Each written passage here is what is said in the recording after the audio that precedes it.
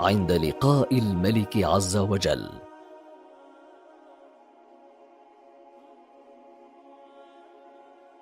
ينقسم الناس في دخولهم النار إلى 3 أقسام: قسم يدخلونها خالدين فيها، وهم الكافرون والمشركون والمنافقون نفاقا أكبر. قال الله تعالى: وعد الله المنافقين والمنافقات والكفار نار جهنم خالدين فيها. وقسم يدخلونها ولا يخلدون فيها، وهم أصحاب الكبائر وبعض عصاة المسلمين ممن غلبت سيئاتهم حسناتهم، يطهرون في جهنم ثم يخرجون منها إلى الجنة إلا أن يقعوا تحت المشيئة الإلهية. وقد توعد الله أصحاب ذنوب بعينها بالنار كآكل الربا والكاذب على النبي صلى الله عليه وسلم وآكلي أموال الناس بالباطل والراكنين إلى الظالمين والجائرين في الحكم والكاسيات العاريات والمتكبرين وغيرهم. وقسم تحرم أجسادهم على النار فلا تمسهم ولا يدخلونها ولا يصطلون بها أبدا بإذن الله تعالى ورحمته، وهو موضوع بحثنا وحديثنا في هذه الحلقة. 12 عملا رئيسا إن فعلت أي واحد منها حرم الله جسدك على النار إذا ثبتت الشروط وانتفت الموانع.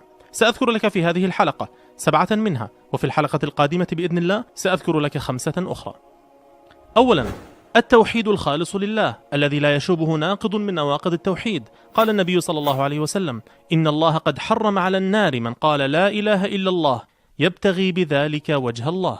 ثانيا، من فقد 3 من الولد فصبر على ذلك. قال النبي صلى الله عليه وسلم: لا يموت لأحد من المسلمين 3 من الولد تمسه النار إلا تحلة القسم، لأن القلب يكتوي بفقد واحد فكيف ب3؟ فلا يجمع الله على الوالدين إن صبرا كويا بألم نار الفقد في الدنيا وألم النار في الآخرة. ثالثا، المحافظة على صلاتي الفجر والعصر. قال النبي صلى الله عليه وسلم: لن يلج النار أحد صلى قبل طلوع الشمس وقبل غروبها، يعني الفجر والعصر. رابعا، المحافظة على سنة الظهر القبلية والبعدية، لأن من حرص على النافلة فلا شك أنه على الفريضة أحرص. قال النبي صلى الله عليه وسلم: من حافظ على 4 ركعات قبل الظهر و4 بعدها حرمه الله تعالى على النار. خامسا، الجهاد الحق في سبيل الله الذي يقرره العلماء الربانيون وأولو الأمر وأهل الحل والعقد.